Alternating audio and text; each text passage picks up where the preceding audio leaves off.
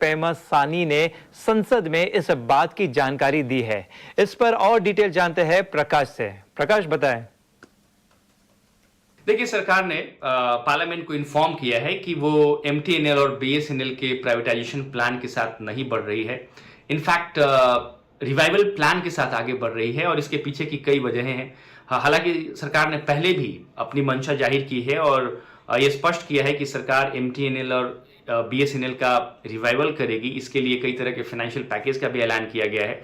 करीब करीब 3 लाख रुपए का फाइनेंशियल सपोर्ट सरकार दे चुकी है अलग अलग तरीके से।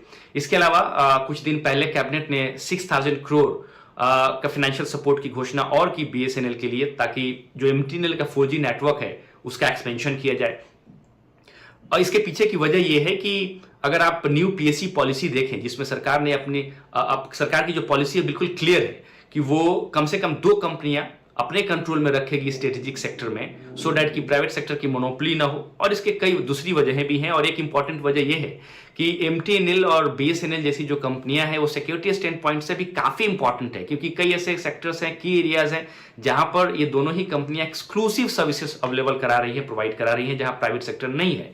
इस बात को भी ध्यान में रखते हुए सरकार के लिए इंपॉर्टेंट है कि इन कंपनीज को फाइनेंशियली वायबल बनाया जाए, इनको अपने कंट्रोल में रखा जाए। और इसलिए सरकार ने ये मंशा जाहिर की है, पार्लियामेंट को इन्फॉर्म किया है कि प्राइवेटाइजेशन का मंशा नहीं है इस वक्त, बल्कि रिवाइवल प्लान पर सरकार फोकस कर रही है। तो ये काफी इंपॉर्टेंट डेवलपमेंट है सरकार के सिक्योरिटी स्टैंड पॉइंट से, और साथ ही साथ प्राइवेट सेक्टर की मोनोपोली न हो स्ट्रेटेजिक सेक्टर में, इस बात को ध्यान में रखते हुए।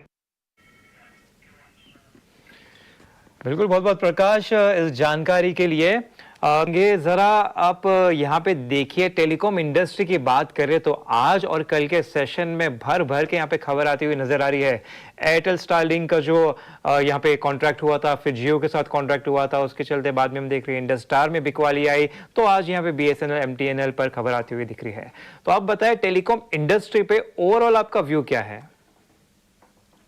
जी, टेलीकॉम इंडस्ट्री पे हमारा व्यू काफी पॉजिटिव है। इनफैक्ट हम लोग लास्ट 5-6 महीने से और कंसिस्टेंटली बोल रहे हैं कि थोड़ा सा आप पोर्टफोलियो वाइज इस पे आप थोड़ा सा शिफ्ट किया जा सकता है।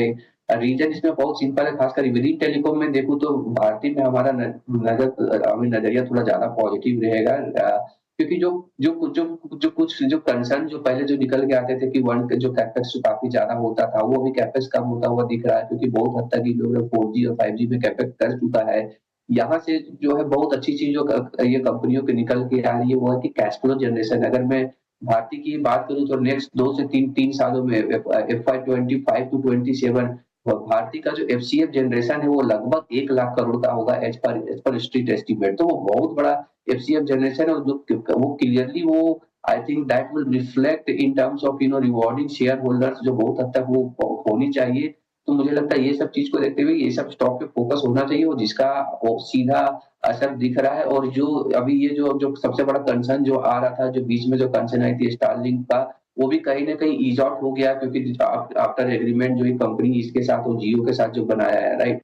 सो मुझे लगता है कि बहुत हद तक जो की कंसर्न थे वो निकल गए। यस, एक कंसर्न है अभी भी कंपनियों के साथ, खासकर भारतीय के साथ, की रीजन जो कैपिटल आई मीन एलोकेशन का, अगर इतना बड़ा कैश फ्लो जनरेट करेगा तो वो कैपिटल किधर एलोकेट करेगा, तो वो एक कंसर्न रहेगा। But at the same time on positive side में पूरा बहुत बड़ा कैश फ्लो जनरेशन होने वाला है। और आई थिंक आज के डेट में जब मैं मार्जिन ऑफ सेफ्टी की बात करता हूँ, मार्जिन ऑफ सेफ्टी, यस। चलिए, तो ये है राय इस वक्त आती हुई, और यहाँ पर जो है वो एक बार जरा होली की रिकमेंडेशन